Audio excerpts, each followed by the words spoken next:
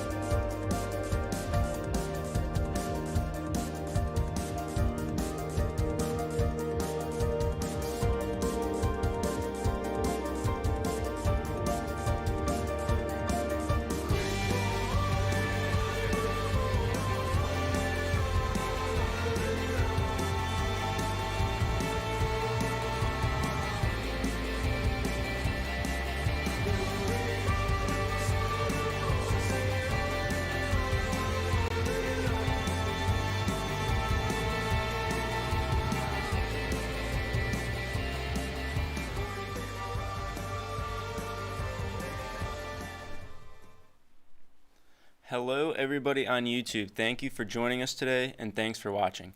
My name is Zach Bettis, and this is my partner, Dustin Reynolds. And over the course of the semester, we collaborated and conducted a study based on online social relationships and the formation of them. We are going to explain a little bit about our study and what we found throughout our research. So when we started our research topic at the beginning of the semester, we knew that we wanted to discover relationships, so we decided to focus online. Social media platforms and users are ever growing and becoming relatable. The engagement between users online as well as the specific platform that they are using is ever making a difference in the interaction between users. We decided to focus on Facebook and Instagram for our research. We built our hypothesis around 4 different variables. These variables were gender, relationship progressed, information exchange, and then also self-presentation. 21-year-olds were also the most who took our survey, so we built a post hoc analysis based on around that age. So a little bit about our methodology. We conducted this study with the age range of 18 to 69-year-olds. There was 112 total participants, but after some review, we only accepted 100. Out of that 100, 55% were female, 35% were male, 4 transgender, and 4 non-binary participants. So for some procedures, there were 16 questions that we came up with. We collaborated and came up with 16 questions based on our variables. An average length of about 3 minutes for the survey, and our sample questions, one of the sample questions talks about Instagram and how they were interacting to engage and establish relationships through texting, photo sharing, engaging with others on posts, and other various means. So for our results for our first hypothesis based on self-presentation, we found that to be significant with a p-value of less than 0.0001. We found our second hypothesis based on the creation of engaging relationships and gender to be insignificant with a p-value of 0.33. Females created a slightly more, we found. And for our post hoc analysis, we found that also to be insignificant with a p-value of 0.078. So self-presentation is all about the expression of identities. How can a user on a social media platform go on that platform, present themselves online, and then value their presentation? We wanted to look at the interaction between users and then how users are determining the confidence between each other online and how that can lead to opportunities for online interactions plus relationships. Gender has obvious differences in any research that you do, but we wanted to figure out what those differences are and then how there were preferences between gender on certain platforms, the features on that platform, and then how much gender was on each gender was online and usual.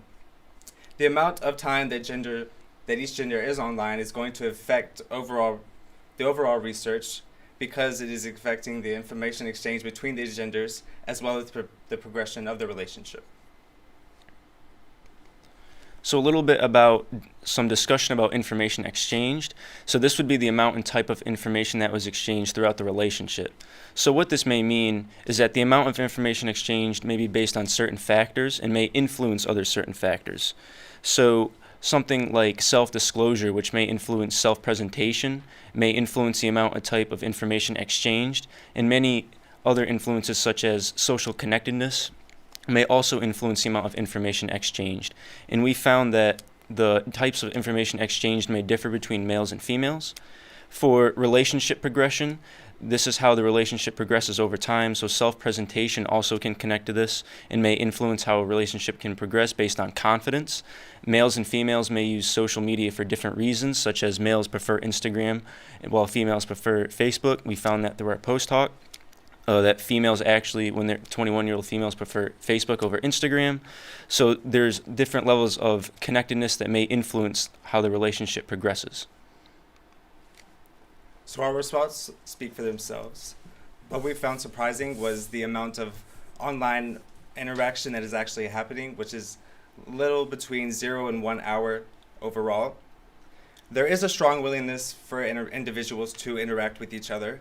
However, our second hypothesis was found incorrect, where females created more online relationships rather than males. But what we did find in males was that they were using the features more on these social media platforms like Instagram Reels, Facebook groups, and these are adding to the information exchange between the genders.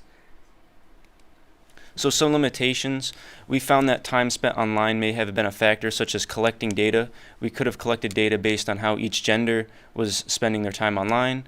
Question wording may have been something that we could have checked into. We understand that rewording some of the questions may have been beneficial.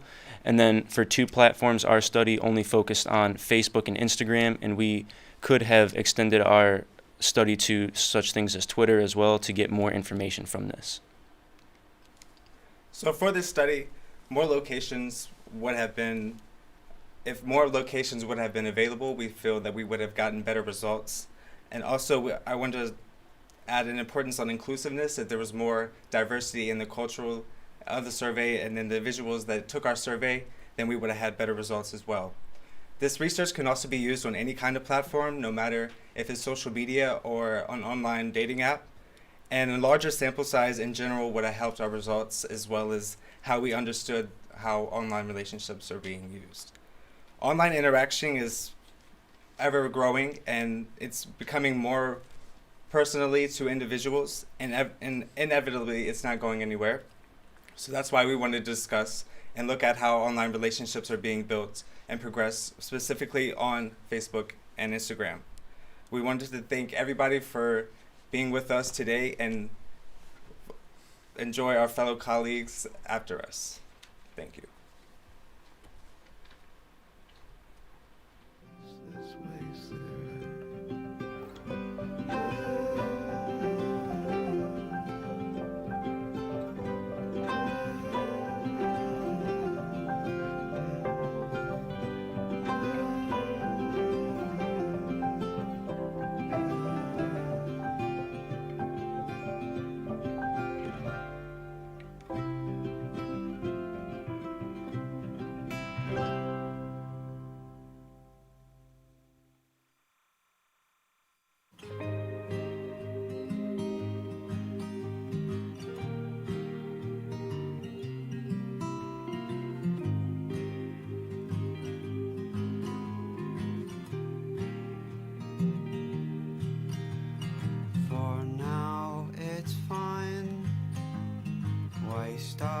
Of our time, out where the stars forget to shine. Cityscapes askew, stuck inside at noon, out where the stars forget to shine. How far you'd fall were you to call. Hold your breath, it'll all be over soon. Stuck inside this cage that's built for you. Stuck inside this cage that can't fit too.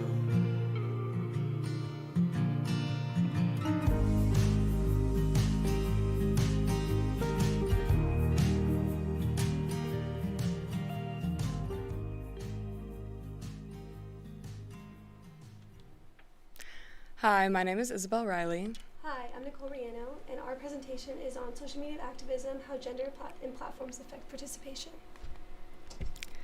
Over the last decade, social media has been a driving factor for change. Many individuals of all ages use social media as a method of communication to talk about issues taking place all around the world.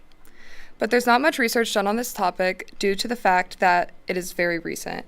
That's why we sought out to find out who participates in this method of activism more, college-age males or college-age females. Our 2 research questions that we wanted to focus on were who posts more social media activism-related content, males or females, and does one's platform preference affect the frequency of social media activism posting? For our methodology, in order to find participants, we posted an anonymous Google form to various social media platforms for Instagram users over the age of 18 to take our survey. We found that using Google Forms was the best option because most people in our target audience know how to use it. Convenient sampling was used for this because anyone who came across these posts on Facebook, Instagram, or Snapchat was allowed to take this survey. This survey asked participants to give background information about themselves, such as age, gender, ethnicity, or political affiliation. Beyond this, we compiled a total of 14 questions, 8 of these utilizing the Likert scale. This survey only took participants about 1.5 to 2 minutes to take. In total, 132 people took our survey, and after data cleanup, we had 128 valid responses. We are interested in knowing the participation of this posting in regards to college-age students.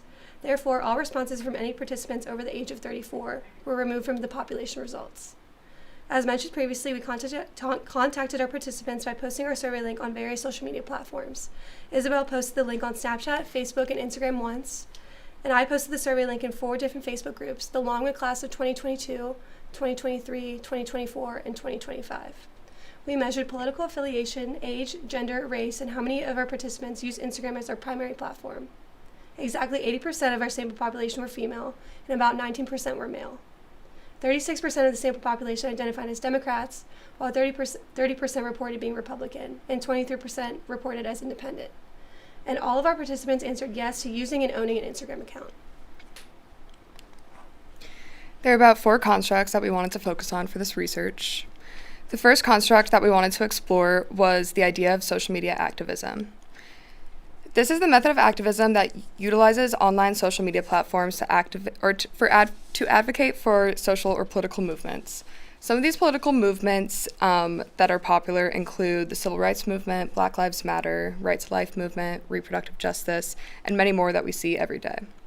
We also wanted to explore the idea of visual communication and how this could play a role in social media activism among college-age students. Instagram is currently the most popular social media platform for posting photos, especially in regards to activism, infographics, which is a visual image that is used to represent visual data or information. Looking deeper into this construct helped us guide us when researching whether or not one's platform preference affected the frequency of this social media activism posting. For construct 3, we wanted to focus on social justice movements. A social justice movement is a social or political movement that has called for change. Construct 4, we wanted to discuss gender and how it plays a role in frequency of posting. Gender is defined as a range of characteristics pertaining to femininity and masculinity and differentiating between them, as well as a range of other identities that may not fit in the male or female category. Hypothesis 1 was not supported. College-age males would post more social media activism-related content compared to college-age females, but by not a significant difference. Hypothesis 2 was also not supported, although about 74% of participants preferred Instagram over other platforms. The results showed that those who preferred other platforms are more likely to post social media activism content. In our research, we found no correlation between comfortability of discussing issues with friends and obligations of posting about these issues. 38% of our sample population reported almost discussing social issues with peers or friends. 34% of the sample population have reported never feeling obligated to post content relating to social movements. Uses and gratification theory helps us better understand why hypothesis 1 was not supported. Men are more likely to use social media to gather information and perform research in order to ultimately build influence. This may be an explanation as to why our results show that men are more likely to post social media activism-related content compared to women. So there were some limitations that were involved with our research that would have made this more concrete. For starters, there should have been an equal representation among all genders and ethnicities. About 84% of our participants reported being white, and about 80% of our participants reported being female, which is not representative of the true college-age population. Beyond this, we only had about 128 individuals in our sample. A larger population would have resulted in more reliable results, potentially. Another limitation was the fact that we used a convenient sample for our study. This type of sample does not always produce reliable results because we used a population that was conveniently accessible to us. Lastly, a limitation that is important to note is that there should have been more validity in the survey questions. Validity, meaning how accurately these responses were measured, would have made this research more sound. If we were to have added a few more questions involving the comfortability or the frequency of posting, we may have yielded more reliable responses. For future research, we recommend looking deeper into the similarities and differences between the genders and their participation in social media activism, specifically regarding the different types of social movements that each gender tends to participate in, and also the differences in regards to political affiliation. Something that should also be considered is the geographical location of the sample population. A majority of our population was Longwood University students, therefore our future research should note that results may vary depending on where this geographical location is. Thank you for watching our research project, and we'll pass it off to our colleagues.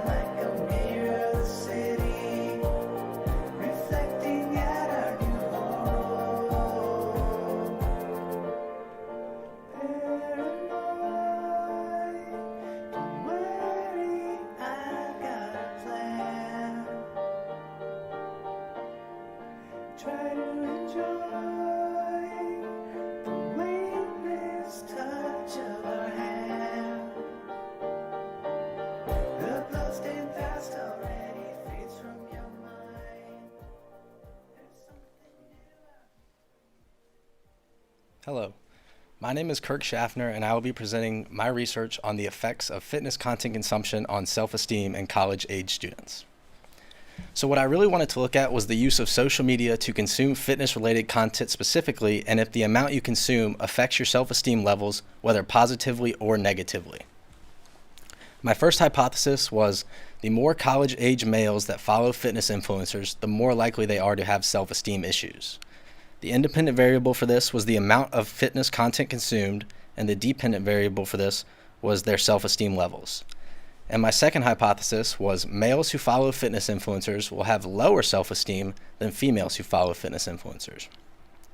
My independent variable for this was the gender of the college students, and the dependent variable was the self-esteem levels between males and females.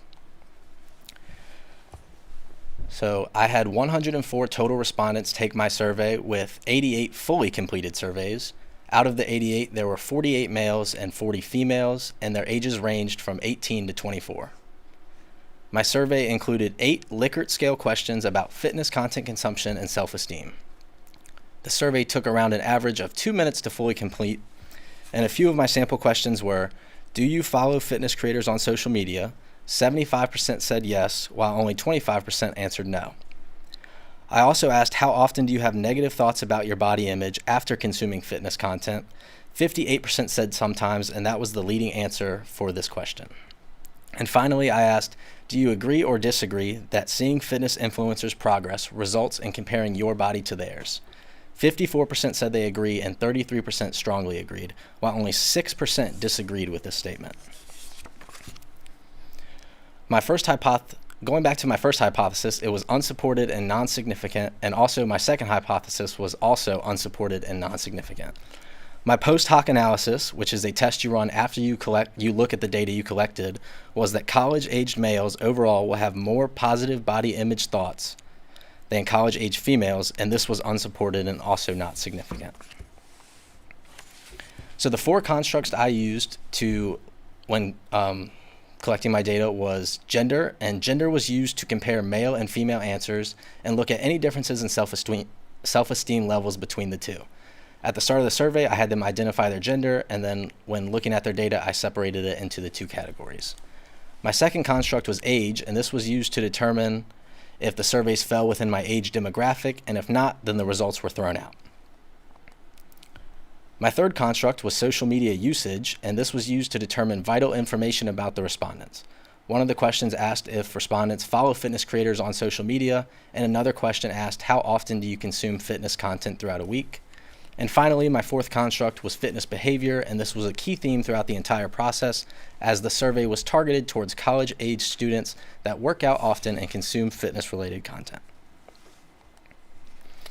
So many of my respondents claimed that their content consumption affected their self-esteem, and I also found that both college-aged males and females follow influencers, and because of this, they consume a large amount of fitness content weekly. The first hypothesis test showed that males following fitness influencers had less self-esteem issues than males that don't follow fitness influencers, and the second hypothesis test revealed that college-age males that follow fitness influencers actually have higher self-esteem than females that follow fitness influencers. The post hoc analysis showed us that college-age females overall had more positive body image thoughts than college-age males. I found the direct comparison between males and females an interesting concept to investigate. These results were important to me because they reinforce the idea that social media influences how we see ourselves and leads to more emotional critiquing of ourselves and those that we watch. A few of my limitations were that after my first round of social media posts, I noticed that my completed survey numbers slowed down a bit, and I felt like I needed to find a way to find more creative ways to promote my survey and find a way to get more people interested in taking it. I also had to deal with incomplete responses because some respondents did not answer every question, and these surveys were thrown out for incomplete data. And then my final limitation was using age as a construct. I determined age was not a solid construct to use because it was too broad to make specific questions out of, and I feel like a better construct could have been used to help with the data. Future researchers should use a true random sample to get a wider demographic of individuals, outside of just being like college-age students. And I also feel like new constructs should be developed. Using more specific constructs can be used to come up with questions that could yield better results. And finally, a younger demographic. Because social media is so prominent in younger ages, studies should be done to see how much social media is already affecting teens and even the younger generations. The overall goal of my research was to determine whether or not the amount of fitness content one consumes correlates to how they feel about themselves. I used social comparison theory to help justify my data, and using this theory showed that consuming fitness content led us to compare ourselves to the creator in one way or another. It is natural human instincts for us to compare ourselves to what we consume. I want to thank Dr. Stouffer and my colleagues for a great semester, and thank you for watching.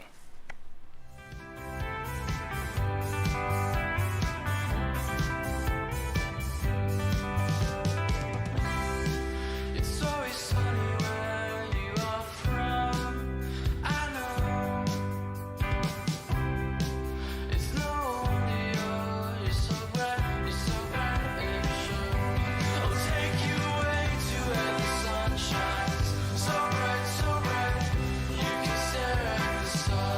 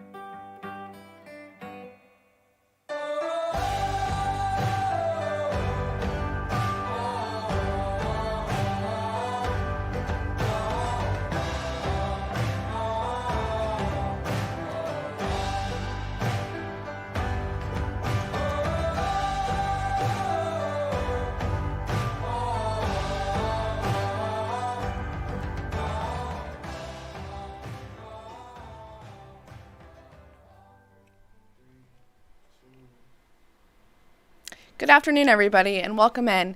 Today, my partner, Michael Peterson, and I are going to go through the effects Instagram has on young adults. My name is Maddie Bailey, and as I already introduced, this is Michael Peterson.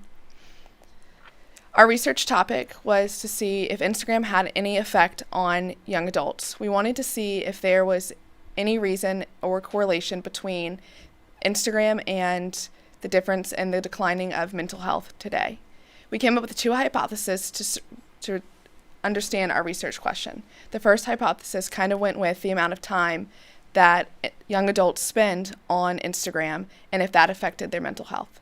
The second hypothesis related to how many followers and influencers that certain young adults had, whether they had more than 10 or more than 30 influencers that kind of impacted their mental health, and we wanted to see if they felt less about themselves the more influencers they had. The methodology we used was a survey. We had participants between the age of 18 to 27. We had about 107 participants total. After we did some cleanup, we only had about 100 participants that we used in our final answers. The procedure, as I said, was a survey, and it consisted of 11 questions. As you can see, I put 2 questions on here, and these kind of went with our hypothesis. The first one, question 6, was when I post images, I tend to feel better about myself because they look like others. The reason we put this in there was to see how others felt if, when they see things on Instagram, they tend to mold themselves to be like that. Then question 8 was the influencers I follow on Instagram influence what I post.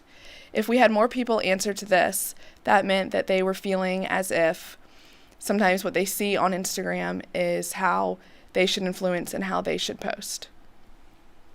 Throughout our research, our hypothesis number 1, which was mental health is negatively affected by hours spent on Instagram, was not significant, as it had a p-value of 0.18. And following our second hypothesis, that deemed to be significant, as it had a p-value of 0.05. Some things that we included in our survey were influencers on Instagram. We defined this as people who strictly make money and do ads on Instagram. So it is their job to influence you to do differently than what you're supposed to do. Another thing we looked at is time spent on Instagram. The average amount that a young adult spends a day on Instagram is something we wanted to see, and if that negatively impacted their mental health. As you can see here, confidence level and mental health was something else that we looked into. The mental health is something that we really wanted to see if that affected or if the confidence level have anything to do with how the decline of mental health has been going these days. We found that the time spent on Instagram was increased when young adults get bored, which then led to a negative effect of how their mental health is. But we also found that it was significant that the amount of influence followed affected their mental health. We had about 30 participants say that they followed 10 to 30 influencers on Instagram, which then boosted how they felt about themselves in a negative way. And then another hypothesis we came up with after this was the time spent on Instagram, the more followers they had. So we wanted to see that if they spent 3 to 4 hours on Instagram, they had more followers. And it showed that 30 of our participants had 30 to 60 influencers that they followed, which then affected the amount of time they spent because they were seeing more and more influencers, and that was the algorithm of Instagram. Some of the limitations we had is that we did not include demographics in our survey. We didn't know the difference between male or female when we were looking at it. We also only had 100 participants. The survey constructed, here you can see that we had a Likert scale of 7. We think it became confusing because, as you can see, 2 and 3 are kind of similar as of 5 and 6, so we felt like participants didn't really understand what we were trying to say. For future research, we feel that it would be awesome if people looked into the algorithms of Instagram and see if, you have this amount of influencers. Does Instagram include the algorithm in that and show you more Instagram influencers? And if that is why people tend to see more or tend to follow more, and that is why their mental health is significantly decreasing. We also think it would be, for future research, awesome for people to look at the male and female and see, are females more persuaded to follow more Instagram influencers? Is that going to impact their mental health more? Or are they going to not? Or if it's male or vice versa? This concludes our presentation today. We hope you enjoyed, and we hope you have the great rest of your day.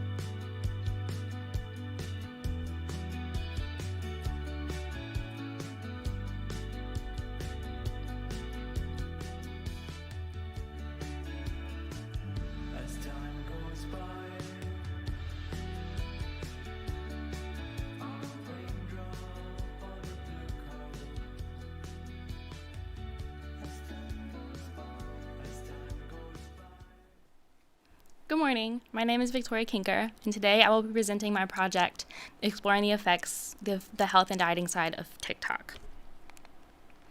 So what I really want to do with this study was examine how the health and wellness content on TikTok can be harmful to college-age individuals by seeing how many people were developing lower self-esteem, under-eating, and dangerous exercising habits.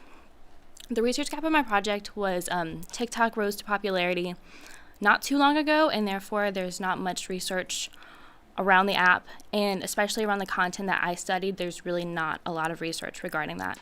So I studied 2 hypotheses. The first one was the more college-age individuals are exposed to health and wellness content on TikTok, the more likely they are to develop harmful eating and exercise habits. And my second hypothesis was college-age individuals who watch health and wellness influencers on TikTok are more likely to develop harmful eating and exercise habits. So I had about 120 participants, ages 18 to 24. All genders were included, and participants took a survey that was posted on Facebook, Snapchat stories, Instagram stories, and Yik Yak. It was a Google Form survey. It took approximately 4 minutes to complete, and we used Likert scale questions. So my hypothesis number 1 was significant with a p-value of 0.0001. And then my hypothesis 2 was significant with a p-value of 0.0001 as well. So the first construct I used was body satisfaction, and I predicted that this would be more prevalent due to health and wellness content on TikTok, and this was supported by the data collected by the survey. Body dissatisfaction is the idea that people do not like the way that their bodies look, and TikTok is heavily contributing to the issue of body dissatisfaction, especially in women. My second construct was mental health, and I believe that issues stemming from body dissatisfaction were also kind of causing deteriorated mental health. So our mental health includes our psychological, emotional, and social well-being. And like I said, body dissatisfaction leads to lower self-esteem, which leads to deteriorated mental health. Construct number 3 were influencers. Influencers are someone on social media who has a lot of followers and may hold more influence than others. There are people labeled as health and wellness influencers on TikTok, and these people post workout videos, dieting videos, and videos detailing what they eat every day. And all of these videos have proven that they can be harmful to others. And my fourth construct was visualization, which is very prevalent on TikTok due to the nature of the app because it's just videos. Visualization can lead to more issues because people are seeing the influencers who are more fit than they are, and this leads to the body dissatisfaction and lowered self-esteem that I've mentioned before. So the results of the study showed that health and wellness content on TikTok posted by influencers is contributing to body dissatisfaction and deteriorated mental health. Body dysmorphia and body dissatisfaction are becoming more common in teens and young adults, especially females. The presence of health and wellness influencers are creating a more dangerous environment by causing people to compare themselves to these influencers. The result of this study led to the conclusion that TikTok is leading to body dissatisfaction, lower self-esteem, deteriorated mental health, and disordered eating habits. So for my limitations, I had to use a convenient sample, which isn't the best way to collect a sample. Another limitation is that there's only a select group of people viewing this content on TikTok, and that made it really, really hard to get enough participants in the study. And then my final limitation was that the survey answers were predominantly female because it was based around people that I know, and I guess there was just a lot of females.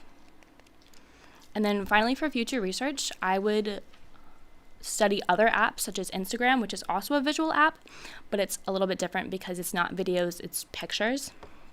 Other researchers could also explore other constructs such as different ages, and then the idea of self-esteem. And then finally, future researchers could recruit participants who are more familiar with this content, and this would create better and more accurate results. Thank you so much for listening.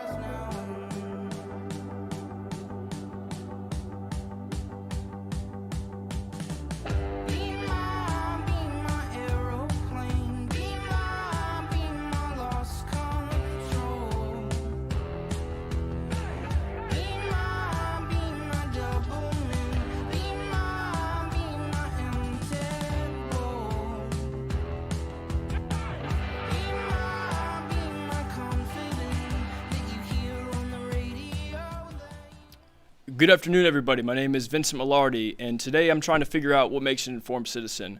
Real fast, I just want to say good luck to everybody in the trenches right now taking exams.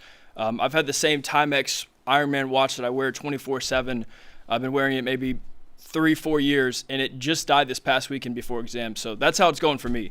But anyways, the reason that I was interested in this topic is because in the 21st century, we've seen a lot of rapid technological advancements that have radically changed not only how we receive news, but also how we create news and how we absorb news. So I was interested in analyzing that in more of the contemporary sense regarding what makes an informed public. So the research topic was essentially, how does the public receive news? How do they consume it? And then also, how do they absorb it? So the research gap really for this was, what type of media platform leads to the highest retention of news? If you look at a traditional TV, a cable station, which is a 30-minute sort of focused program on, 5 headline news stories, compared to Facebook that has endless stimuli of family, friends, different things like that, it's not particularly only a media platform. So, which one is better, or how many different platforms that we looked at kind of lead to the highest actual retainment of knowledge? So for my first hypothesis, and this is kind of an easy one, but more news consumption would equal greater news knowledge. The second one dove a little bit more into media and gender, which we're going to be getting to here shortly. But essentially what that is I predicted that men would score better in knowledge regarding sports, while women would score better in knowledge regarding pop culture. There's a lot of literature that I had consumed through that to determine that hypothesis. But it was very interesting, and that led to a lot of different avenues to kind of analyze this. So while I try to remain narrow in scope, it did get difficult because there's so many different factors that affect why we consume news, how we retain news, etc.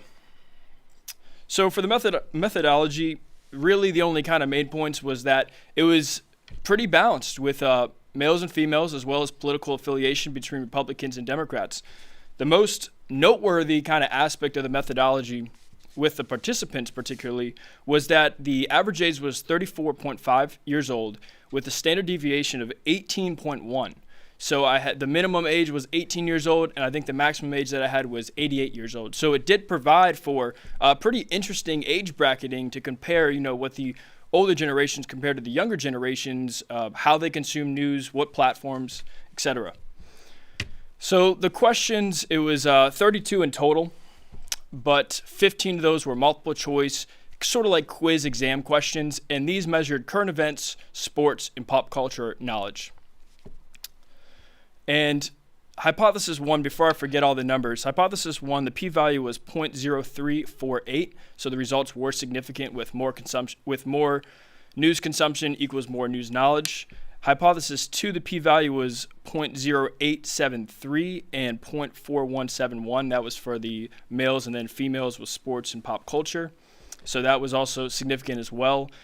And the post hoc hypothesis, which basically said that those that prefer watching TV will have the highest news knowledge. That was a p-value of p.2924. So not to bore you all with the numbers, but that's just the p-values for that. So getting into construct 1, this is sort of what platform leads to the most consumption and what leads to the most absorption. So TV was the most preferred platform, and it actually had the highest participant knowledge overall as well. So that was kind of fascinating. And, when you look at the social media, besides Facebook, Twitter, Instagram, TikTok, they all ranked up very low in overall knowledge. So I thought that was fascinating with social media platforms, except for Facebook, which ranked pretty high, actually. For construct 2, it was gender differences between what news topics are they interested in and what platforms are they using. And we're going to get into some graphs here shortly, but there's some actually pretty big differences between them. Construct 3 was age in media, and I found this one particularly interesting just because of the standard deviation that I had and how many different participants. So what age essentially is measuring is which age bracket, I bracketed them up into 3 ages, so 18 to 25, 26 to 50, and then 51 to 88. So youngest, middle, oldest. And what I found was that the middle age group, so 26 to 50, consumed the most media, actually, which I was a little bit surprised about. But what was maybe even more surprising was that the youngest age bracket, 18 to 25, and the oldest, 51 to 88, both consumed roughly the same amount of news. And this is fascinating because the oldest age bracket actually performed the highest in overall knowledge. So I'll get to a couple of graphs that highlight some of these. Let's see. Okay, so preferred platform for news consumption, that's TV. I wish that I was a little bit more precise on other. It should have been a write-in answer. That was a mistake on my research, the research on my part. But other was second, and then YouTube and Facebook were third. So those were the top 3 preferred platforms, which is pretty fascinating. For the most daily consumption, Facebook and other were number 1. Again, surprising because Facebook actually had pretty low knowledge compared to TV, which was ranked number 3. Besides that, besides Facebook, the other social media, TikTok, Twitter, Instagram, were all very low, which you would think that just because of how much stimuli and kind of the endless scrolling, it's easy to consume more of the content of that. So the gender differences, these were the most extreme differences. So women preferred TikTok and TV compared to men that preferred YouTube and other. So all the other differences of platforms were relatively the same, so I didn't include them. Again, the most knowledge age bracket was 51 to 88. I don't want to repeat myself, but the results were pretty interesting. There were some similarities, but there was also a lot of differences. And that's the age bracket consumption that I had already hit on. Differences in knowledge, so the oldest age bracket knew the most, the middle age bracket knew the second most, and then the youngest knew the least amount. So for the limitation of this study, there was only 81 total participants, so it would be more helpful if I had additional participants because then I could separate it by age brackets. Also, the survey construction, I only had a couple of questions to ask. And then lastly, for future research, really the ultimate question is what news consumers are watching and why and what platform are they using it on. Thank you very much. I appreciate it greatly.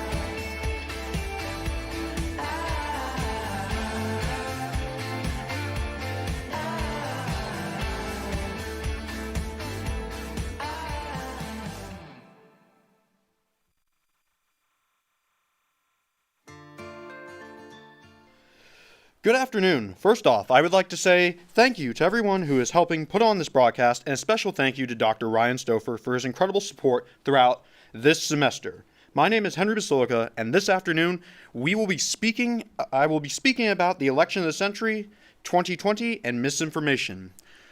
The research project tries to determine if accumulation theory was responsible for former President Donald Trump persuading so many people to believe that the 2020 election was rigged in favor of Joe Biden to win. Accumulation theory states that when a message is repeated, repeatedly, consistently, and persistently across many media channels and platforms, it has a very significant impact on social media and society. Research gap. when looking at a research gap, I specifically looked at, did people get behind Donald Trump out of blind loyalty to the Republican Party or because individual belief was actually distorted by accumulation theory? As you can see on the screen, those were the two major hypotheses I looked at answering this semester. Moving on. Methodology. There was 103 participants in this survey, spanning from boomers to Generation Z, with more Generation Z, as you can see there. Gender was 44% female, 50% male, and 6% did not specify. Political identity was critical to this research. 60% independent, 22 were Democrat, 15 were Republican. Looking at the procedures, we collected mass amount of data on media exposure, levels versus high versus light, and then looked at the responses via the Likert scale to see if there was any patterns forming. Political bias questions were also thrown into the survey. Pivotal question overall throughout the survey that was critical was, do you believe Joe Biden won the election fairly, the 2020 election fairly? Moving on to the results show that there was no significance in my first hypothesis, and the second one showed approaching significance, and my post-hypothesis, which was done after my two other significance tests, showed no significance. In the next slide, our constructs looked at a variety of different topics. First one was the 2020 election environment, COVID-19, and Black Lives Matter movement causing a polarizing atmosphere around the 2020 election. Generations was crucial to this whole thing. I decided to step away from age and use generations because, as you can see, generations did show up according to Tufts University. Big deal there. The next construct was protest movements such as January 6th, as well as other related movements that could be used to be formed and spread. Misinformation, stop the steal, was a big trend throughout the 2020 election and prior to it. Arguments were made across cable news networks. Was it the voter machines? Was it George Soros was even mentioned in my literature review? All these sorts of factors, but posts were showing up on social media and other cable networks. Moving on, discussion when we looked back at H1 after data cleanup and went through and broke it down. Accumulation theory can be made here for H1 that results results around if Joe Biden won fairly, because the more people are exposed to the message that the 2020 election is fraudulent, the more you're going to see people follow that belief because of accumulation theory. Limitations. For our limitations, we only had 103 total inputs, and that produced a small pool of 26 people with a limiting media exposure. Questions that were used to identify high media exposure and low media exposure could have benefited from being more specific. Lastly, when looking at other, there should have been another polarizing issue on my part when asking questions, such as your stance on COVID lockdowns and stuff. Future research. What I'm looking at here is, in the future, for future research, bump the survey up to 300 people, include another polarizing issue, like do you believe in Black Lives Matter, or is COVID-19 real to you? Evaluate the responses and see if there is a critical pattern of diversity versus loyalty in a specific person's political belief. Lastly, probe into independence. As you can see, independence had a huge factor on my research earlier. And by studying independence and seeing which way they lean, we're able to get a better response and able to use that data to a better advantage. Thank you and have a good afternoon.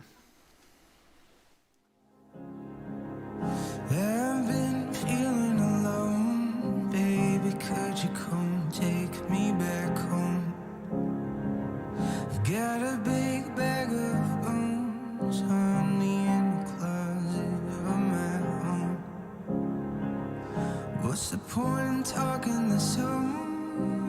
You know I'm just gonna fall apart.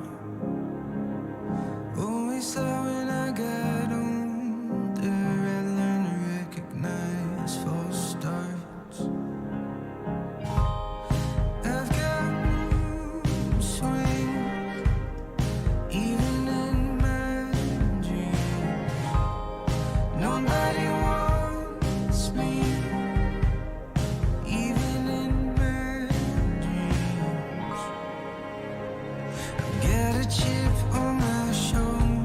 I've been running from the family line.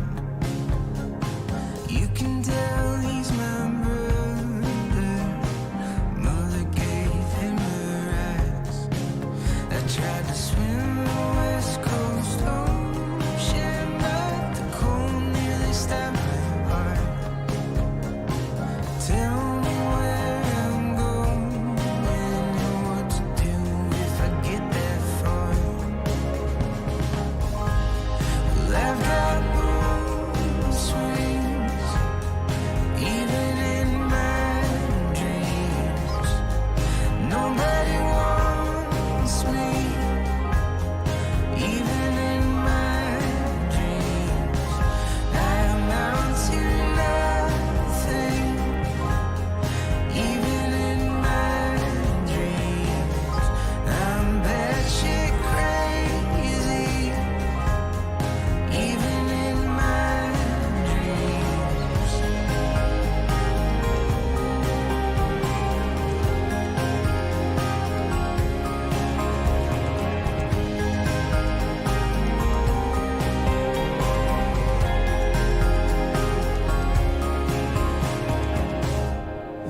I've got mood swings, even in my dreams. Nobody wants me, even in my dreams. I amount to nothing. I'm batshit crazy. It's a bit embarrassing, even in my dreams.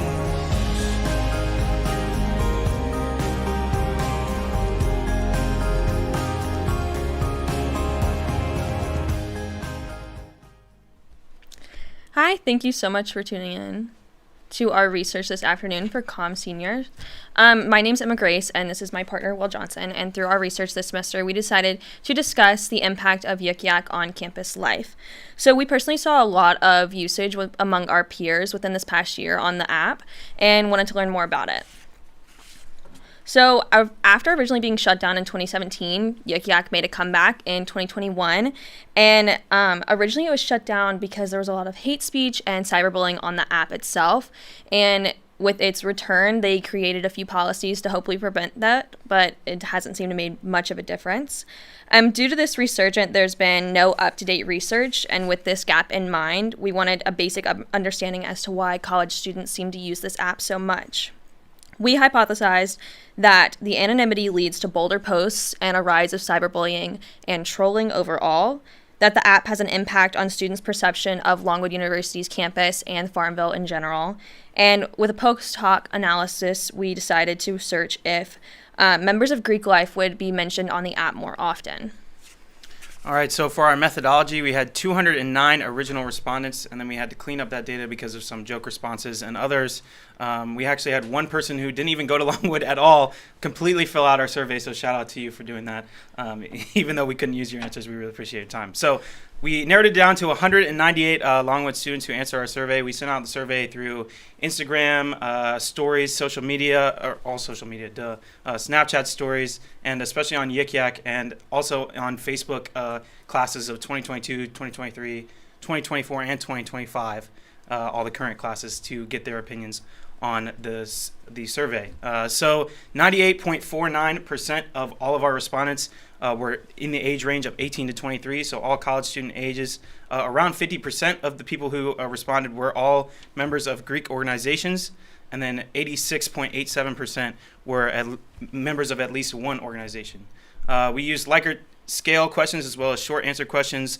There's 26 questions total in our survey, and it took around 10 minutes to finish. And each question, regarded a range of topics around our constructs: anonymity, cyberbullying, trolling, perception of campus, things like that. And so our hypothesis 1 was not significant with a p-value of 0.074.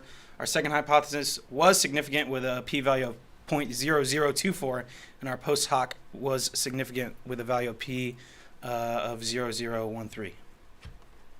So moving into our constructs, our first construct was anonymity, and we found that it's very crucial to the app. There's no names anywhere. Everyone is identified by their own emoji, and it allows people to share freely without fear of judgment. This also creates the perfect environment for a lot of cyberbullying to happen, as there's nothing coming back on anyone. And then our second construct that we chose was age and gender of posters. So our research focused on college-age students here at Longwood. Everyone was around the same age, and gender, unfortunately, is not easily identifiable by a post unless someone directly states what gender they are in their post. This construct shows that there's a large amount of college students that use the app, and it's difficult to figure out the gender influence since they're only identified by stereotypes as well. Our third construct was cyberbullying and trolling. So we defined in our paper the cyberbullying is any post that contains the name of a specific person. So say someone was posted about Will Johnson, they would put Will Johnson or Will or something like that in the post. And trolling is more about just a general organization like like Theta Chi, a fraternity, or a sports team like the basketball team, being trolled or made fun of, but no explicit names are in the post. So obviously cyberbullying and trolling, goes into all of our questions a lot, even with perception of campus as well. It's a big part of what this app has become, especially in our area, and the anonymity definitely feeds into that. People can't be tied to what they say, and they become bolder with what they post when they're able to hide behind the screen. And so construct number 4 is campus involvement. This kind of goes a little bit with cyberbullying and trolling as well. The more involved you are, the more you're going to know about what's going on campus, and even more likely to use Yik Yak and post about Yik Yak. So some examples of this we saw this year was especially with sporting events with the basketball team. Like when they talk about hashtag pack the hall, you see there on there, people would be talking about how exciting basketball games were, and then towards the end we started to see like sellouts for every single game, and a lot of that came with people talking about it on social media so much. So there were a few things in our research that we were shocked to find. The first thing was that anonymity is actually not valued as highly as we originally anticipated. It just seems to be an added bonus for a lot of people, which is what we found out through our short answer questions, is it's not as important as we originally thought. We also found that people don't actually participate in as much cyberbullying as originally anticipated. It tends to be the same few people that post the same negative things over and over again, but no one really contributes to them. And then we also learned that campus perception is highly impacted by what students are seeing on campus. If they see positive feedback about campus or about sporting events, then they're going to think more positively about the university overall, and same with negative. The more negative content they see, the more negative they're going to think about the university. And I think overall what's most important is that there's a community that grows from participating in the Yik Yak culture here at Longwood. There's inside jokes being made, there's plans being made, and it's a whole community that's separate from the Longwood community itself. Yeah, so limitations for our research. Lack of generalization was the biggest one. Since Yik Yak is based around that 5-mile radius of your herd, it's hard to generalize our findings because it's so specific to Longwood. Also, we had trouble with our sample demographic. A lot of the people who attend Longwood University is a predominantly white female university, so that was a big demographic for us. And so we'd hope to find more demographics in the future. And then other things, just a lack of overall control of our anonymous responses. Obviously, posting it on Yik Yak leads to trolling in our survey as well, which we saw. And there on the right is our QR code if you want to scan that to see our paper. And then future research, different sample, just a larger university, different locations outside of just Longwood. We'd also want a random sample instead of a convenient sample like we used for our research. And then just have more short answer questions. We really both enjoyed the short answer questions. I think it was really cool to hear specifically about what people thought about the app. So overall, we just learned a few great things about Yik Yak, but we do want to remind everyone to use the app responsibly. And thank you so much for tuning in, and thanks to Dr. Stouffer for your help all semester.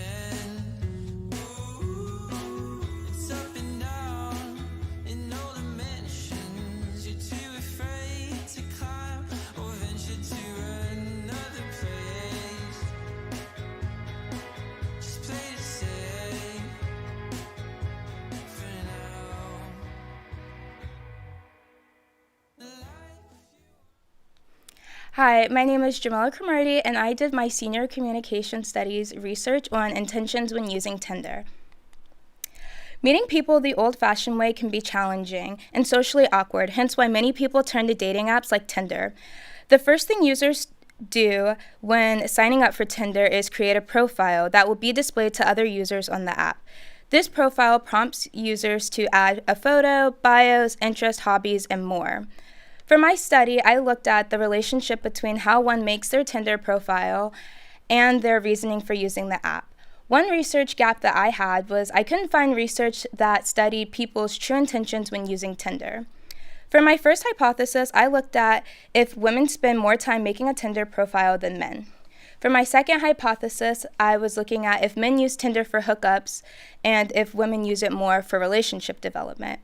And for my post-hypothesis, I was looking to see if males and females both look at pictures first when viewing others' profiles.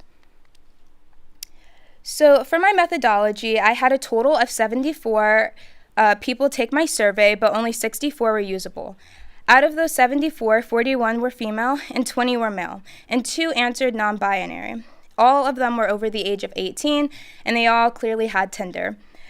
I put the survey out on multiple of my personal social media platforms, and it took approximately 2 minutes to take, and it had 22 questions. I used a Likert scale to measure their response. For my first hypothesis, I used a chi-square test, and I did not find significant difference with a p-value of 0.6344. For my second hypothesis, the results of an independent sample t-test showed that women slightly use Tinder more for relationship development than hookups, but the difference was not statistically significant.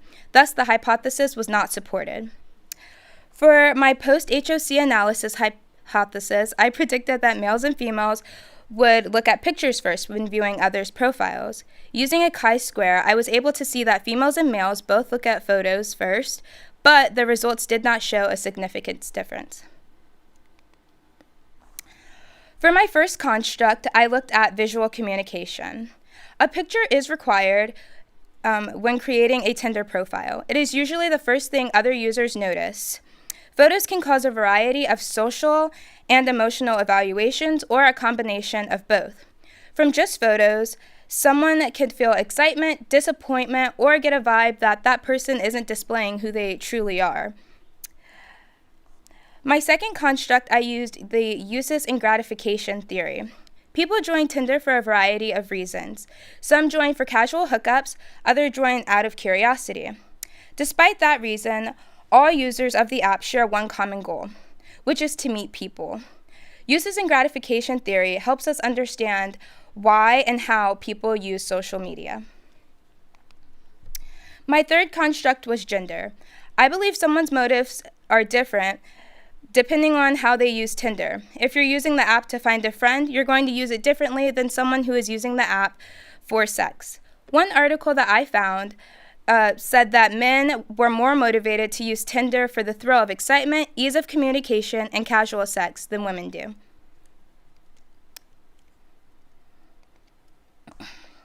On Tinder, the way a user crafts their profile speaks out a lot.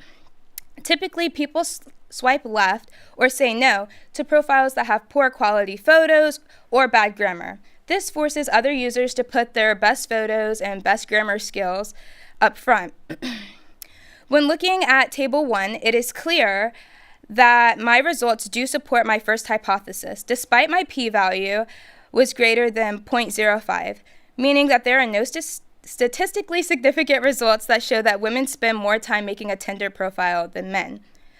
For my second hypothesis, my results supported my hypothesis, but when looking at the statistical significance, my data is insignificant. My p-value for men and women were both greater than 0.05, therefore there was no statistically significant results that show that men use Tinder for hookups, whereas women use it more for relationship development. Some limitations that I faced was my sample size needed to be larger. I only had 64 usable surveys, and I definitely think if I had over 100, my results would have been more significant. My survey questions were very surface level. I needed to go more in depth, so going into more detail about what is relationship development or what defines a hookup. And then my third limitation was that I didn't reach outside of my personal bubble. I put my survey out on my personal social media accounts, therefore all of my close friends were able to take it, hence why my demographic was mainly women, because that's who mainly follows me. For future research, I would recommend looking at a larger sample size and a more diverse sample size, like I just previously stated. I posted this on my personal social media, so all of my surveyors were mainly women. I would also study if users' profiles accurately depict who they are. And then the last thing I would do, or if I could pick another topic, I would also examine if people achieve what they were actually looking for when they joined the app. This concludes my presentation. Thank you.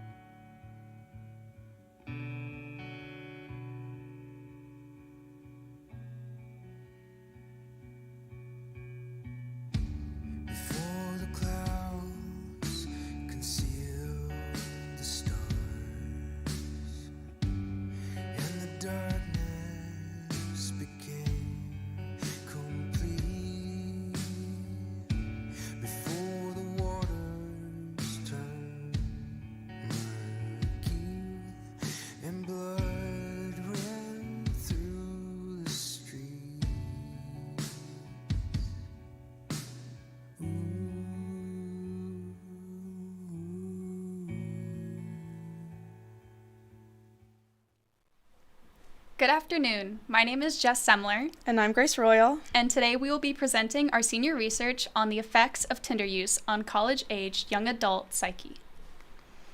So, increased Tinder use has been associated with higher levels of emotional distress and overall higher levels of neuroticism. So we are aiming to find out how Tinder use affects the mental health and the relationships of college-age students who are active on Tinder. For our first hypothesis, we are examining how we predict that college-age students who experience inauthentic relationships initiated on Tinder will experience higher levels of emotional distress than those who experience authentic relationships otherwise. For our second hypothesis, we are predicting that female frequent users of Tinder are more likely to end up in inauthentic relationships than male frequent users. And for our post hoc hypothesis, we are predicting that college-age males are more likely to use Tinder for the purpose of finding casual hookups over those who are female and use Tinder frequently. So for our survey, we sent out a 2-minute survey that asked questions based on how the user feels when they close Tinder, how they engage on Tinder, and how their current relationships affect them. Overall, we got 91 responses to our survey. 70 of those responses we were able to use while analyzing our data, and we found that the geographic location of where we conducted our survey reflected the demographic. The data reflected the demographic found in that area. For our results, our first hypothesis was not supported and was not significant, with a p-value of 0.444. Our second hypothesis was also not supported, nor was it significant, with a p-value of 1.74. And finally, our post hoc hypothesis was supported and was significant, with a p-value of 0.00372. For mental health, multiple studies found that increased use of Tinder has been linked to neurotic behavior. However, with our study, we found that there was little to no correlation between increased Tinder use and inauthentic relationships, along with high elevated levels of emotional distress. In concerning of inauthentic relationships, we also found, as stated previously, that there was little to no correlation between inauthentic relationships and higher levels of emotional distress. However, we predict that this may be due to a varied understanding of what an inauthentic relationship means compared to what an authentic relationship is. For social comparison theory, we realize that people evaluate and analyze themselves in relation to how others perceive different successes in life. We found this in our data because we found that female college-age students are more likely to use Tinder to find a partner. We suggest that this is because of society pressures for females to use Tinder and to have a stable relationship as compared to male college-age students, which is expected by society to engage in hookups culture and, oh my goodness, so sorry about that, and casual sex. For uses in gratification theory, we found that, like we said, male college-age students are likely to use Tinder for the purpose of finding hookups over casual sex, and 19% of the participants in the survey stated that they feel satisfied or very satisfied with what they get out of Tinder when they close the app. We also found that there was a very weak negative correlation between those that were in inauthentic relationships and emotional distress. We also found that those in authentic relationships may be experiencing emotional distress from other aspects in life, not just within their relationship. These findings were not statistically significant. We also found that male frequent users of Tinder are more likely to end up in inauthentic relationships compared to female frequent users. This leads to our initial hypothesis not being supported, and it may be due to 70% of respondents being female and only 24% of respondents being male. As for our limitations, our sample size, we only had 70 valid responses due to having to delete some. Our survey construction, only those who have Tinder were able to respond, as well as the variable measurement, only college-age individuals who use Tinder were able to respond to our survey.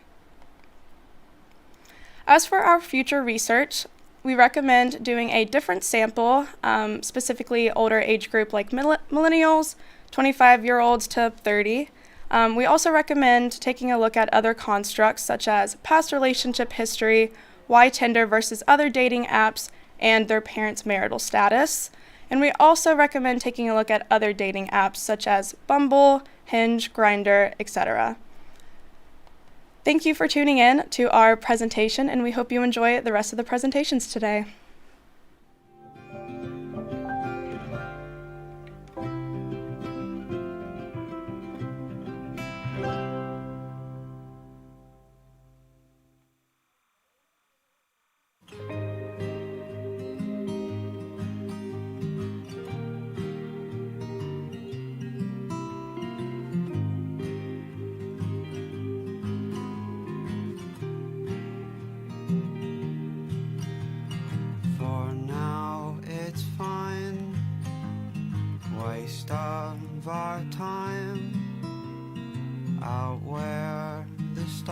stars forget to shine.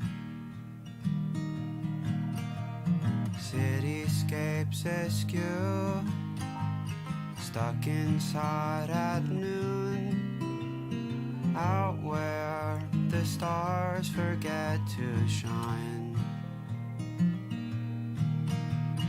How far you'd fall were you to call. Hold your breath, it'll all be over soon. Stuck inside this cage that's built for you.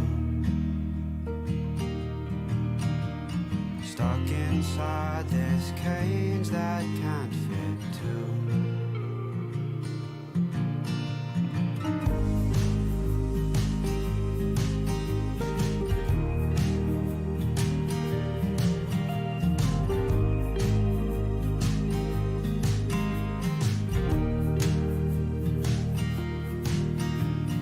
Cityscapes askew, stuck inside at noon, out where the stars forget to shine. How far you'd fall were you to call. Hold your breath, it'll all be over soon. Stuck inside this cage that's built for you. Stuck inside this cage that can't fit two. For now it's fine, waste of our time, out where the stars forget to shine.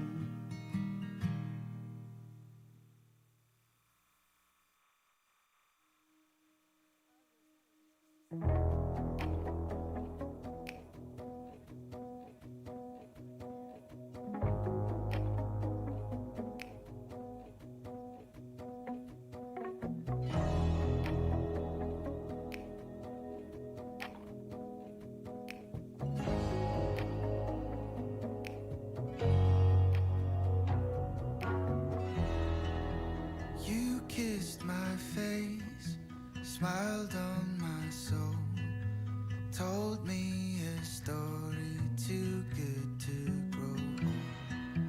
Wide open space, joy in my heart, in the gardens of Manitou Park. I'm homesick most for a place I don't know, but I knew before. Hello, everyone. Thanks for joining in today. My name is Mallory, and this semester I studied the relationship between social media usage and FOMO, which stands for the fear of missing out. The primary goal of this study was to examine the relationship between young adults and their preferred social media usage platforms.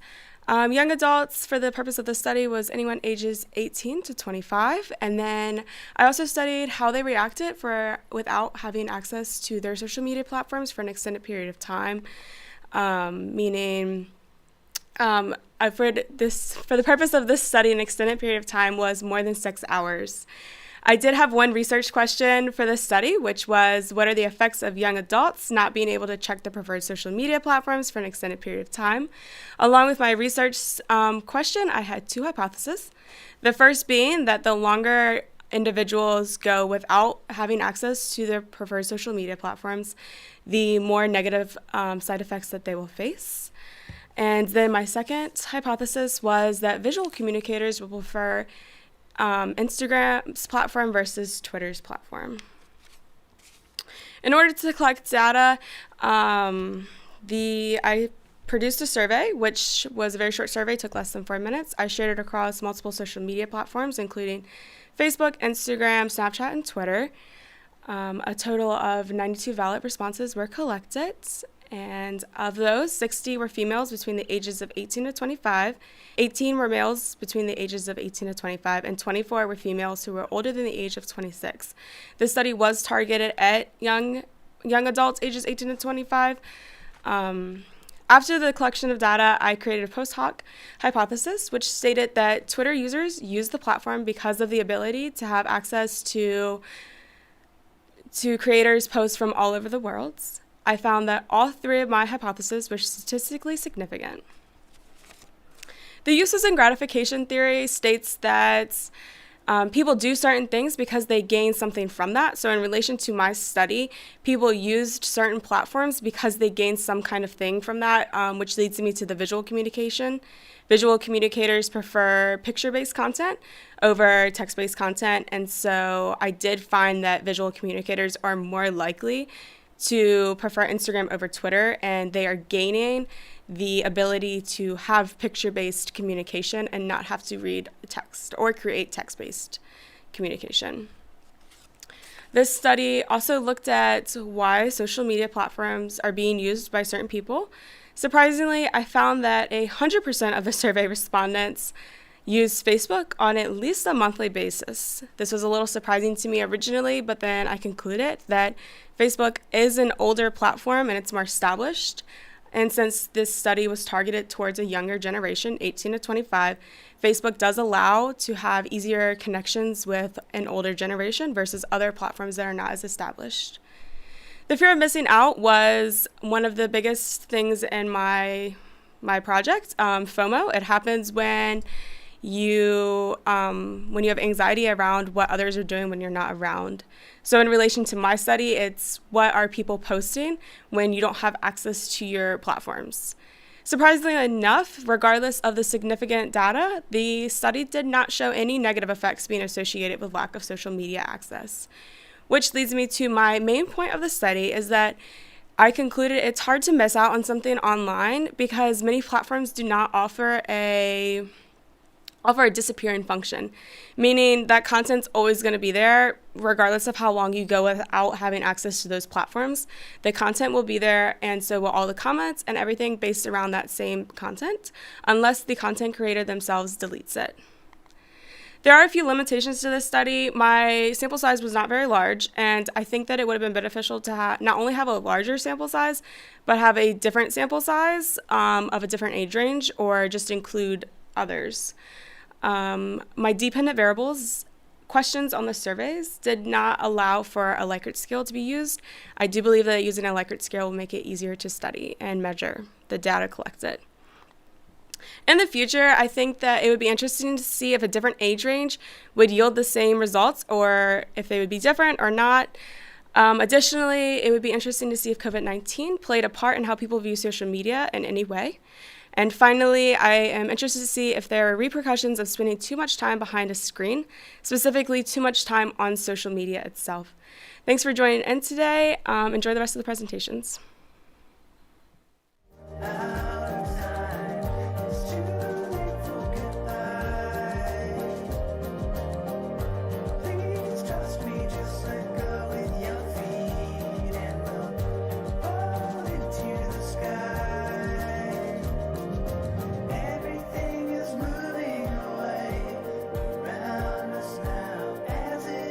Smaller from way up here, shocked and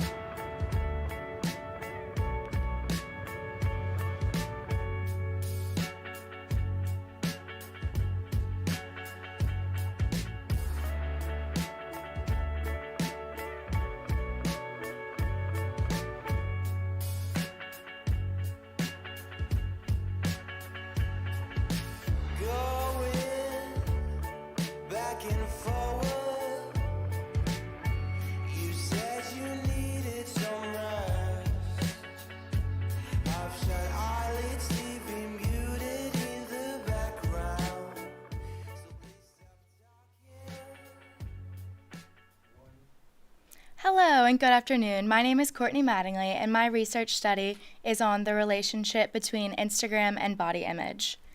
This research study looks at the correlation between Instagram use and body image issues in college-age women. Many women at this age are known to struggle with body image issues, self-confidence, and comparison. This study works to determine if those issues stem from Instagram. It also investigates how women present themselves on Instagram and if people favor specific qualities that are featured in images that therefore cause women to want to change or compare themselves. The research gap that was found was a lack of information regarding time. Time spent on Instagram, time spent taking photos, and time spent editing them. My first hypothesis is increased time on Instagram causes an increase in body image issues. My second hypothesis is women who spend more time taking and editing photos for Instagram care about their self-presentation. My research question is women who spend more time on Instagram are more likely to take selfies. I only had 2 demographics, which were college-age women, ages 18 to 24.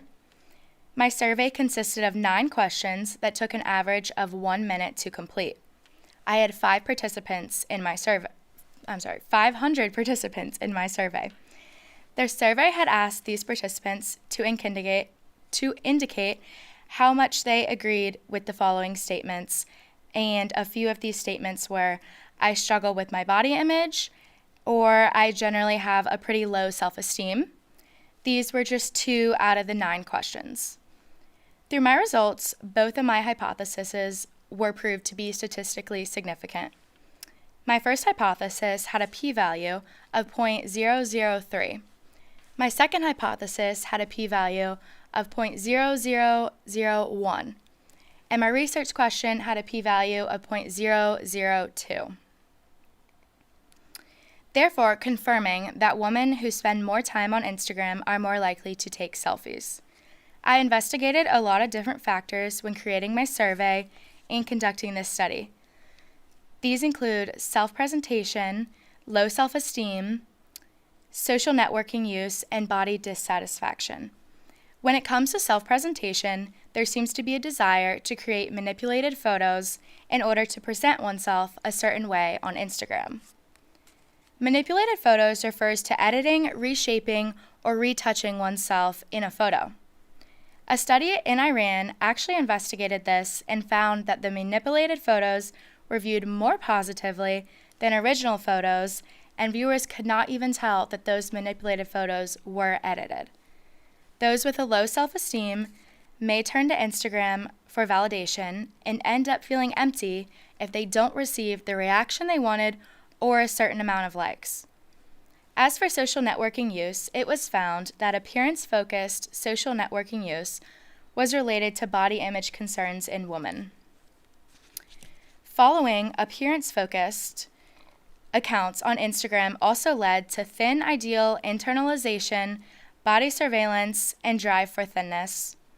This is likely linked to influencer imagery and the idea that more time spent on Instagram with more exposure to others' posts, one will have a sense of body dissatisfaction and the need to change. Overall, the findings in this study show that there is a relationship between Instagram and body image, and that this relationship is mostly negative. Increased time on Instagram leads to an increase in body image issues, and women who spend more time editing and taking photos for Instagram care more about their self-presentation. Through social comparison theory, the drive within individuals to gain accurate self-evaluations, and other factors as well, such as manipulated photos and body dissatisfaction, it seems that Instagram may have harmful effects on the way women view their body. Limitations to this study include the sample size, as it was limited to college-aged women. There was also only 9 questions to gauge the results, and the survey was more so a convenient sample rather than a large random sample. This is considering that I gathered my data from the women in my sorority and women in a Facebook group that I am a part of. therefore allowing all of these women to either be my friends or have similar interests as me. For further research, I suggest including men in the study. This would likely allow for different results. Another suggestion is to study specific ethnic groups for more narrow results. Lastly, I would suggest expanding research on body image issues to other platforms aside from Instagram. Thank you.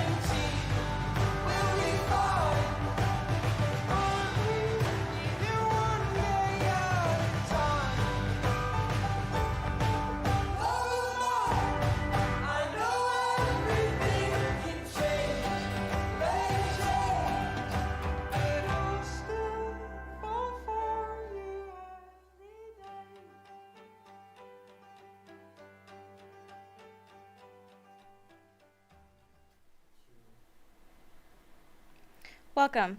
My name is Erin Downs. And my name is Janae Ross. We are presenting our research on social media purchasing habits of young adults on TikTok and Instagram. Our research focused on how the type of advertisement and type of account impacted young adults' likeliness to buy something, and we chose to focus on Instagram and TikTok users. When gaining background information on this topic, we found that most research focused on ads with different search engines, shopping websites, or just general marketing strategies, whereas our research wanted to learn more about influencer culture and image versus picture advertisements. Our first hypothesis was that more women than men will be interested in a product if they see it on video. Our second hypothesis was that more young adults will show interest in products seen on regular accounts than in influencer accounts. And after analyzing our data, we created a post hoc hypothesis, and this was that more men than women will be interested in a product if they see it in a picture. For our research, we recruit participants between the ages of 18 to 25 using social media, email lists, text messages to respond to our survey. At the end of our collection, we had a total of 112 responses, where 79% of them were women, 13% were men, 5% were non-binary, and 1% unidentified as any gender. Our survey took an average of 2 minutes to complete. We used Likert scale questions to ask participants their likeliness to buy a product depending on a platform and account. For example, we use questions like, I prefer social media advertisements that demonstrate a product in use, and how likely are you to consider buying a product presented by an influencer account? In order to analyze our results, we evaluate our hypothesis and post hoc tests by evaluating the p-value using a significance test where we set alpha to 0.05. Significance meaning that something has a probability of happening if the p-value is less than the alpha that is established. Based on this, only our H2 resulted in being significant. However, significance is an arbitrary term that is set before we conducted the research. The value 0.05 did not have to be used. We could have used a different value like 0.01. We used 4 concepts to help guide our research: visual design, type of account, gender, and influencer culture. Our first concept was visual design.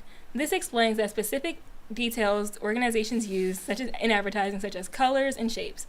This concept taught us that certain aspects of marketing are successfully used to target different age groups and different genders. Our second concept was type of account. We wanted to know if the type of account a product was shown on would make a difference in product interest. We focused on regular accounts, influencer accounts, and company accounts. The other 2 constructs we explored was gender and influencer marketing. Based on our research, we learned that other researchers found that men responded more to simple and straightforward advertisements, while women preferred more detailed advertisements. Based on this understanding is what led us to explore if there's a significant similar connection could be made about video advertisements like what would be seen on TikTok and image advertisements like what would be seen on Instagram. The other element we explored based on our research was the use of influencer marketing. This is where organizations connected with people who have a large fan base based on online to help them promote their products. Based on this, we utilized our questions to see how influencers could affect someone's purchasing habits while on social media. Our research indicates a higher purchase interest in young adults when a product is shown on an influencer account. But there weren't any major differences in men and women's interest in a product when shown an image or picture, or image, video, or vice versa. Looking at our research, we have established 3 areas of limitations. The first area of limitations we found was in the construction of our sample. We received a high number of women responses than men, which could affect the results of our hypothesis when analyzing the difference between gender. Additionally, we utilized convenience and snowball sampling, which means that most of our responses came from students of Longwood University. The second area of limitation we found was in how we measure our variables. When analyzing our research, we found that we did not have enough questions to measure our variable we were targeting. We only had 2 questions related to video advertisements and 2 questions to picture advertisements, and we recognize that this is not enough to explore the constructs to the fullest. The final area of limitations we found was in the survey construction. We didn't specifically define elements within our survey. For example, in our survey, we did not define influencer, company account, or regular account. By not clearly defining these constructs, we allowed our participants to create their own understanding, which could cause variation in participants' responses. Lastly, we did not utilize visuals in our survey that someone would find on social media. We only used Likert scale questions. This required our participants to recall the last time they saw an advertisement on social media. What we learned is that if any organization is looking to market to young adults regardless of gender, we highly recommend using influencers. Based on the limitations Aaron provided, for future research, we recommend using a different sampling method, such as a focus group or simple random sample, to get a larger and more variety of responses. We also recommend focusing on just one construct. We looked at 4 concepts, and so we recommend picking just one. So just look at type of account or just look at type of advertisement, because looking at both can get a little bit complicated. And lastly, when conducting the research, we recommend actually using images and videos to go along with the questions so that your users are able to know what they're thinking about during the survey. Thank you all for listening, and thank you for the Communication Studies Department for giving us a platform to share our research.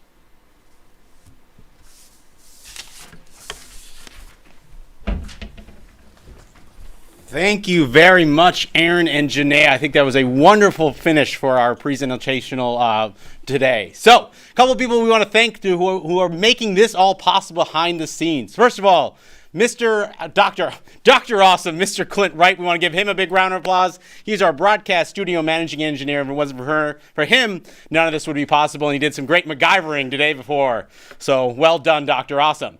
We also want to thank the chair of the Communication Studies Department and the professor of ComLab, Mr. Jeff Halliday. Of course, without his support and his willingness to take a chance on this idea 3 or 4 years ago, it would not be possible here. So again, I don't believe anyone out there in the world is doing this idea. So I'm so proud and so happy that all of my colleagues and of course the students were game for this idea here. It's become a great tradition in the Comm Studies Department, so I'm very appreciative for that. We also need to thank Trevin Bowles, Victoria Coleman, Laura Barnett, Harper Melton, Nichole Ardavino, Will Johnson, Michaela Jennings, who are acting as crew here. There's a few of them crewing today. Of course, we had a whole crew yesterday as well, too. So I'm extremely proud of my students here today. It's very exciting to hear their original research presentation. Again, they started from these ideas 15 weeks ago, and it was so awesome to see the culmination today. So stay tuned. Spring of 2023, we'll be back with more live, original senior research presentations. Until then, stay classy, YouTube.